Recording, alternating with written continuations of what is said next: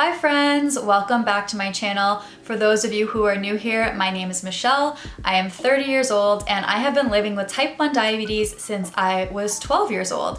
And this is a diabetes lifestyle channel. Today's video is all about insulin resistance, specifically in the morning. So for the past 18 years when I've been living with type 1 diabetes, I never quite realized that I am insulin resistant when I wake up until about a couple years ago. I've always noticed that I require more insulin in the morning. Like, for example, my basal rate is slightly higher in the morning.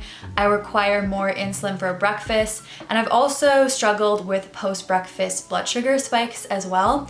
But it never really clicked that I'm insulin resistant. And it wasn't until recently that I realized I could make these small changes in my daily life that would help me manage my insulin resistance. So in today's video, I'm going to share 4 things that I personally do that help me manage my insulin resistance in the morning. And I have to give a huge disclaimer here. This is obviously extremely personal. This is just what works for me. This video is definitely not intended to be medical content, and I am not a healthcare professional. I also want to say, and this is really important, that there is nothing wrong with being insulin resistant in the morning or any other time of day. It's just your body telling you that you need more insulin. So there's really nothing to be ashamed of if you do need more insulin at a certain time of the day. So this video is definitely not intended to tell you how to eliminate insulin resistance, but it's kind of showing you how I make it more manageable and fit it into my daily life. I hope that makes sense.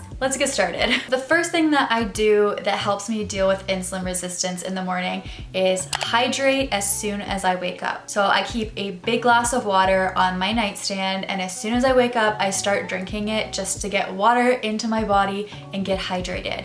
And if you've been watching my videos for a while now, I'm sure you've heard me talk about how if you're having stubborn high blood sugars, it's really important to drink water to help bring those down. So it's kind of the same idea. Just in general, staying hydrated is a really good idea for blood sugar control. And overall, I personally find that it really helps. The second thing I do is I exercise before I eat breakfast. So that's right, I get out of bed and I do a little bit of exercise. And for me, this isn't a lot of exercise. I'm pretty lazy in the morning, to be honest with you. I just do a quick 15 to 20 minute Pilates video. Just look up a Pilates video on YouTube and kind of just get my body going and get my muscles working. I initially started exercising before breakfast in the fall. And the reason behind this was I wanted to find a time to exercise when I had as little insulin on board so that my blood sugar would remain stable. But I found that on the days when I did exercise, I just had such better blood sugar control in the morning.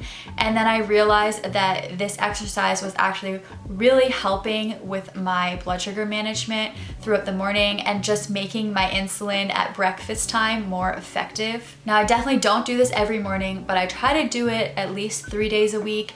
And on the days where I do exercise, I do notice a difference in blood sugar control. The third thing I do is I pre-bolus for breakfast a little bit sooner than I would for other meals. Pre-bolusing is when you give your insulin before you eat to allow the insulin time to work so that when you eat, your blood sugar doesn't spike. So for me, I find a pre-bolus time of 15 minutes is generally good, but for breakfast, I need to bump it up a bit just because I know since I am slightly insulin resistant at that time, my insulin just takes a little bit longer to work. And that's just a personal thing. It might not be like that for you, but for me, I need to do about 20 minutes. And always be really careful when you are playing around with pre-bolusing, because if you give your insulin too soon, your blood sugar can go really low. If you're gonna be playing around with pre-bolusing, make sure to work with your diabetes team to make sure that you're not doing it too far in advance of your meals. And the fourth thing I do to manage my insulin resistance in the morning is I give my body what it needs. And that's right, my body needs more insulin in the morning, so I give it what it needs. As people living with diabetes, our bodies are all so different and therefore require different amounts of insulin. It really breaks my heart when I see comments on my videos of people almost shaming themselves for taking too much insulin. There's nothing wrong with taking more insulin, and you should never ever compare your insulin doses to anyone else's. It just shouldn't be something that we ever compare with one another. We already have so much to deal with living with type 1 diabetes. There's no point in adding an extra layer of comparing insulin doses. And that is it for my experience dealing with insulin resistance in the morning. I hope you all found this somewhat helpful and encouraging. Thank you so much for watching. I hope you're all doing well, and sending you love wherever you are. Bye.